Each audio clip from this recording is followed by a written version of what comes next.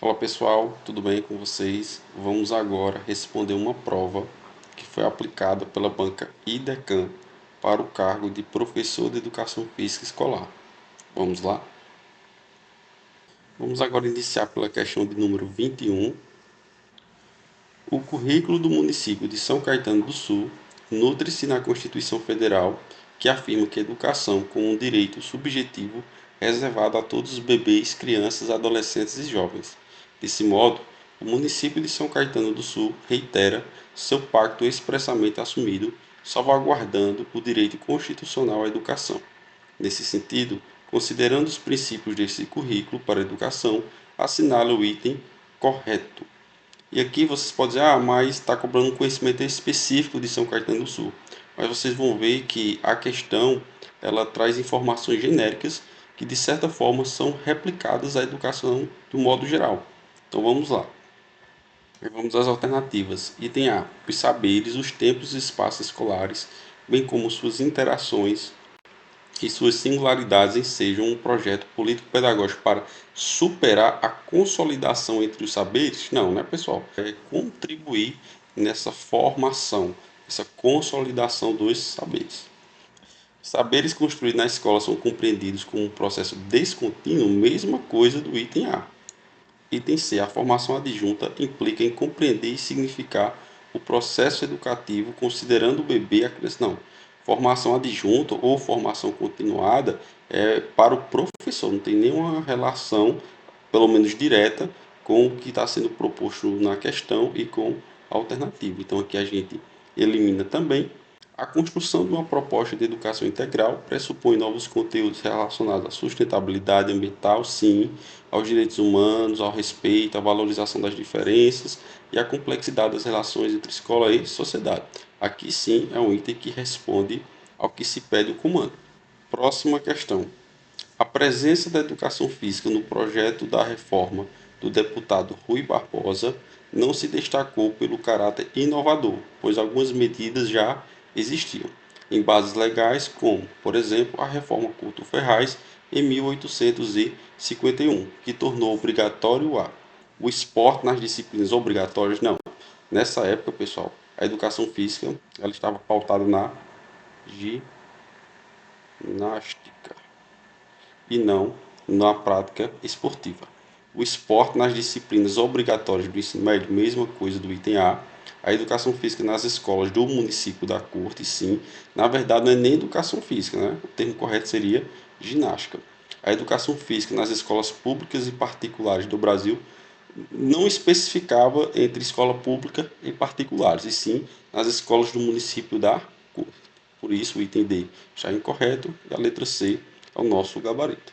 É uma forma de ginástica propagada pelos ginastas de origem alemã que se instalaram em outros países, como no Brasil, e é uma criação do início do século XIX, marcadamente influenciada pelo movimento nacionalista do período. E aqui, pessoal, uma boa questão, está cobrando um conhecimento a mais do candidato. Então, lá no meu curso preparatório, eu trago essa informação, que é um movimento chamado Turner, que vai ter ali a aplicação de alguns aparelhos de ginástica. Então, o item C também é o nosso gabarito na questão de número 23. Questão de número 24. A concepção apresentada, primeiramente em 1991, na obra Educação Física, Ensino e Mudança, sendo discutida de forma mais ampla em 94 na obra Transformação Didático-Pedagógica do Esporte, caracteriza como, e aqui traz as alternativas. Pessoal, gostaria de destacar que esse livro aqui trata-se da dissertação do professor Helenor Kunz. E aqui, como já deu o nome do autor da obra, que está falando, se referindo à abordagem crítico e emancipatória. Questão 25. Na perspectiva do ensino-aprendizagem dos esportes coletivos, quando o professor determina que a aquisição da técnica é o elemento essencial para a aprendizagem do jogo, é utilizado o método, e aqui, pessoal, a gente vai estar falando do método analítico sintético, item B. Conservador não existe, simplista também não, tradicional é o todo pela parte, mas também não é o nosso gabarito. Questão número 26. A aula de educação física é um acontecimento social regulamentado no qual o professor e os alunos constroem situações de ensino-aprendizagem. o estilo de respeito ao clima da aula e as características do professor. Os três sistemas na base de gestão de uma aula são: item A, o sistema de ensinamento, não é de aprendizagem. De absorção, não existe esse. E sistema de conscientização do conteúdo também não, se bem que pode fazer parte ali do processo de sistema de aprendizagem, mas que trouxe de ensinamento. Sistema de orientação também não existe, o sistema de rotina também não, o sistema de absorção, mais uma vez, também não existe. Sistema didático, podemos considerar sistema de assimilação, não só de assimilação, teria que ter também a acomodação. Então a gente elimina aqui o sistema de aplicação na prática. Podemos dizer que isso aqui favorece um sistema de interação, mas não seria ele mesmo. De toda forma, como não existe o somente da assimilação, a gente elimina. O sistema de aprendizagem, sim, o sistema de interações também, e o sistema de organização, certinho, item D é o nosso gabarito. Questão número 27. A educação física brasileira sofreu forte influência do método desportivo generalizado, que procurava atenuar o caráter formal da ginástica, incluindo conteúdo esportivo, com ênfase no aspecto, aí vamos aqui as alternativas: sociocultural, lúdico, musical e interativo. O método desportivo generalizado, pessoal, vai fazer a utilização da ludicidade. E como sinônimo de ludicidade, a gente vai utilizar o item B, que se refere ao lúdico. Questão de número 28. Com base na Lei Pelé, lei de número 9.615 de 98, identifica-se o esporte em 4 dimensões sociais, as quais são explicadas pelo argumento do seu conceito e compreendidas em uma série de situações sociais específicas que fazem os seus contornos. Aí vamos às alternativas. Item A, educacional sim, popular também, alto rendimento e formação, que já é nosso gabarito. Social não existe, laboral também não, nem financeiro e nem conceitual, pedagógico poderíamos considerar como educacional, sócio e relacional, que extrapolou, competitivo também extrapola realmente o item A, o nosso gabarito. Questão de número 29. A incapacidade de manter um nível de potência ou de força durante repetidas contrações musculares é definida como, aí vamos às alternativas: hiperventilação, não, hiperventilação vai estar relacionado com o fato do indivíduo precisar de fazer uma respiração para além do normal. A gente elimina. Anoxia seria a ausência de oxigênio diretamente ao cérebro, também não. Fadiga, esse aqui sim é o nosso gabarito. Hipoxia está relacionada à ausência de oxigênio no corpo como um todo. Então, o item C responde melhor. No basquetebol, o jogo pode ser analisado sob o ponto de vista técnico e do ponto de vista tático. Os três componentes do desempenho técnico-tático, então veja que está falando do componente técnico-tático no basquetebol, corresponde a adaptação, tomada de decisão e eficácia? Sim, porque está se referindo a questões técnico-táticas. Letra B, toque, recepção e drible. Letra C, passe, arremesso e rebote. Letra D, lance livre, bloqueio marcado. Aqui, pessoal, a banca foi bem generosa com os demais itens, misturou ali regra, colocou fundamentos, enfim, fez uma misturada muito grande. Então, nenhuma alternativa aqui responde bem como o item A. Questão de número 31. O voleibol surgiu no fim do século XIX, em Massachusetts, Estados Unidos, pelas mãos de William Morgan, diretor da educação física da sede local da Associação Cristã de Moça. O vôlei integra o programa olímpico desde. E aqui é uma questão bem datesca, como eu gosto de falar. E aí vamos às alternativas. Item A, República Tcheca, Tóquio, Canadá e Estados Unidos.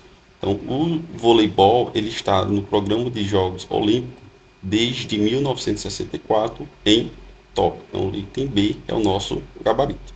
Questão de número 32. Os ossos sesamoides são pequenos ossos acessórios localizados nos tendões e nos músculos, cuja função é facilitar a movimentação fisiológica do tendão, apesar de, em alguns casos, causar doença. O maior osso sesamoide do corpo humano chama-se, aí vamos às alternativas. Item A, metacarpo, não, é um pequeno osso que fica localizado na região das mãos. Patela, sim. Pisiforme, não. Metatarso, também não. Metatarso está localizado na região dos pés e pisiforme é o nome de um músculo. É importante frisar que eu já vi uma questão cobrar a função da patela. Então, a patela ela vai funcionar como uma roldana, ou seja, um sistema de apoio em que fortalece essa estrutura do joelho, ok? Então, item B é o nosso gabarito. Questão de número 33. O trauma permanece como um grave problema de saúde pública no Brasil e no mundo. Em alguns estados brasileiros, destaca-se como a segunda causa de morte, principalmente de adultos jovens. Nesse sentido, é considerada a principal causa de morte prevenível, ou seja, aquilo que a gente pode prevenir, tanto no ambiente militar quanto no cenário civil. Aí vamos às alternativas. Item A hemorragia não controlada. Se é não controlada, é porque a gente podia controlar. Então, se é algo prevenível, a gente poderia controlar. O item A aparece já ser o nosso gabarito. Doença respiratória crônica. Crônica é aquilo que é congênito, ou seja, nasce com. Então, aqui não pode ser prevenível. Choque séptico também é uma situação em que também não há como se ter esse controle. Doenças crônicas, novamente, mesma coisa do item B. Então, o item A é o nosso gabarito. As lesões esportivas são comuns no futsal e, quando comparadas à categoria masculina, as atletas estão mais propensas a desenvolvê-las. A força muscular é uma variável importante de ser avaliada para identificar indivíduos que possam estar em um grupo de risco para o desenvolvimento de lesões músculo-esqueléticas. Permite identificar e quantificar o desempenho e o equilíbrio muscular de atletas. Aí vamos às alternativas. Então percebam que aqui vai trazer exemplos de testes que são realizados que podem ou não permitir identificar e quantificar o desempenho e o equilíbrio muscular dos atletas. Então vamos ao primeiro item, que é o item A, que seria o teste de sentar e levantar. Essa alternativa não é a nossa resposta, porque o teste de sentar e levantar vai servir para avaliar a força muscular, a flexibilidade, o equilíbrio e também a coordenação. Item B, o banco de Wells, também não. O banco de Wells vai fazer ali o teste de flexibilidade. A avaliação isocinética, que sim é o nosso gabarito, também não, porque o instrumento motor KTK ele vai ali trabalhar com a questão do equilíbrio, da dinamicidade, dos membros inferiores, velocidade, fluidez, mais dessa perspectiva. Então o item C realmente é o nosso gabarito.